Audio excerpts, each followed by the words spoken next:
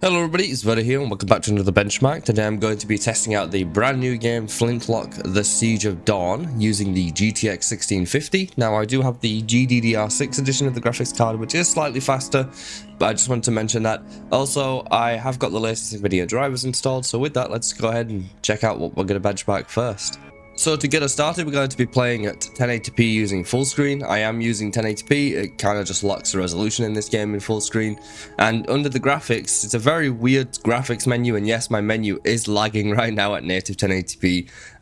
But it's a very weird graphics menu. There's no options at all other than AA, essentially.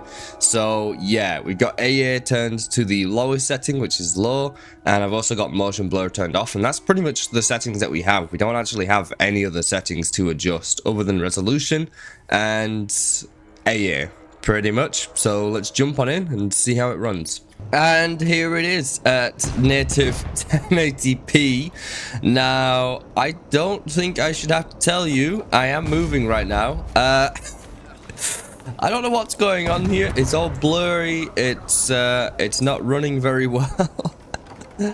We're getting pretty terrible FPS with the 1650 in this game at native 1080p, but don't click off because I have found that using upscalers actually makes this a hell of a lot more playable. So we're not going to actually go any further here with 1080p because it's clearly not going to play. Now we're still at 1080p and, well, not technically native 1080p anymore because I am using the Intel Xess upscaler, which is the only option that I have here with this GPU. There's no other options here, no FSR or anything, so we are just stuck with the Xess upscaler, which is an upscaler that I've not really used a whole lot because most of the time I either have DLSS or FSR.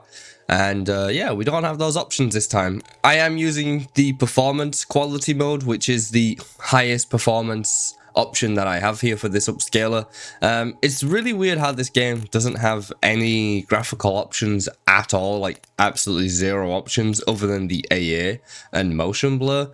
But either way, we are now playing with the performance Xess. So let's see how it runs here. Should be a lot more playable. Actually, I know it is because I've been playing around with it. So let's jump back in. And going from 15 FPS, 14 FPS to the mid 40s here, that's quite a jump. Now, we have lost some visual quality, of course, but considering how much FPS we've gained, you know, we've literally tripled our FPS, I think it's more than fine.